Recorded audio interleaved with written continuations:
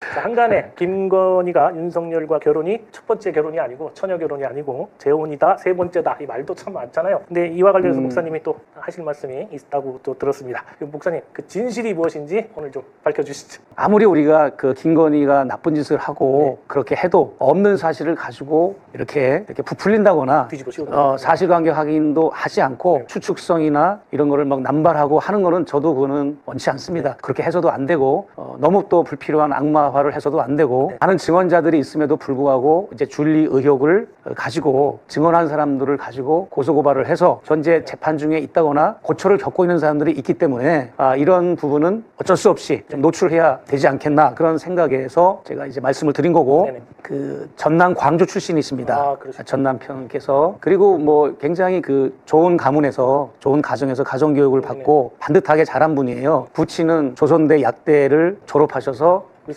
광주에서 약국을 운영하신 분이고 어머니는 음악인이시고 그다음에 형제가 있습니다. 동생이 2살 차이 동생이 있는 분인데 그래서 이제 서울에 있는 명문고등학교 H땡이라고 하는 명문고를 나오시고 S땡땡 대학교 의과대학을 졸업하고 이제 실력이 있다 보니까 하필이면 김건희가 지금 현재 입원하고 있는 그 병원 아산병원의 산부인과 의사로 재직한 거가 맞습니다. 맞는데 그 출근하고 퇴근하는 그것을 잠실에 있는 친척 형님 집에서 먹고 자고 하면서 출퇴근을 했어요. 멀지 않으니까. 나이 차이가 굉장히 한 20살 차이 나는 친척 형님 댁에서 같이 기고하면서 다녔고 근데 이제 우리가 시중에 설왕설래하고 말이 많았던 만남의 계기 환자로 가고 의사로서 만나서 그러다가 서로 뭐 눈이 맞고 정분이 났다 이렇게 추론들이 나왔는데 그건 사실이 전혀 아닙니다. 실제로는 어떻게 만났는가 하면 나이트클럽에서 만나서 서로 알게 됐습니다.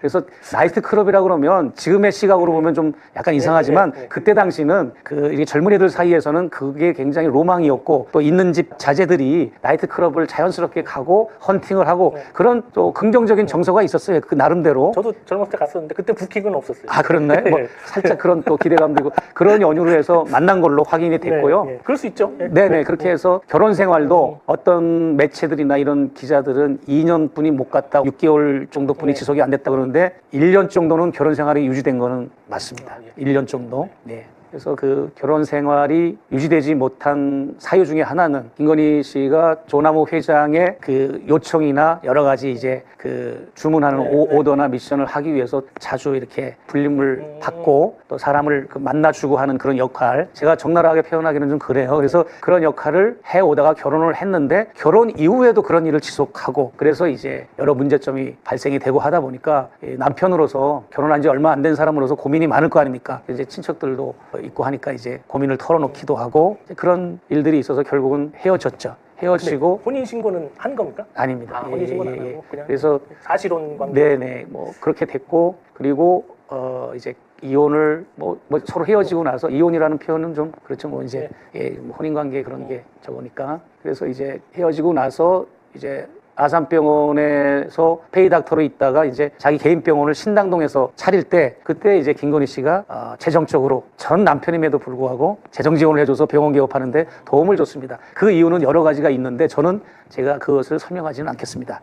그런 일이 있었고 현재 그 김건희 씨의 전 남편은 수도권 지역에서 페이닥터로 월급 받는 의사로 일을 하고 있는데 지금도 이분이 자기 신변이 노출되는 거를 극도로 꺼리고 있어요. 왜냐하면 이제 많은 병원 직원들과 환자들을 상대하는 분인데 실명이 거론되거나 또 노출이 언론에 되면 그분은 그런 일을 할 수가 없기 때문에 그런 것 때문에 제가 이제 구독자, 시청자 여러분 앞에 뭔가 시원하게 이렇게 말씀을 드리기는 한계가 있다라고 하는 것이 있고 또 놀라운 충격적인 사실이 있었습니다. 사실은 작년에 12상 계엄 이전에 그 이전에도 사실 윤석열 정권이 그냥 포악하고 많은 그 말들이 많았지 않습니까? 그런 와중에 이제 줄리 의혹 때문에 재판받고 있는 사람들 또 정권이 거짓말하는 거 이런 거를 보다 못해 그 전 남편 측에서 그 일가 친척들과 이런 분들이 폭로를 하겠다라고 하는 결심을 한때 8월 중에 결심을 굳혔는데 굉장히 그 거의 결심을 굳히는 과정 중에 그냥 신변의 위협 때문에 그냥 포기를 했다 그런 얘기도 그 친척에게 직접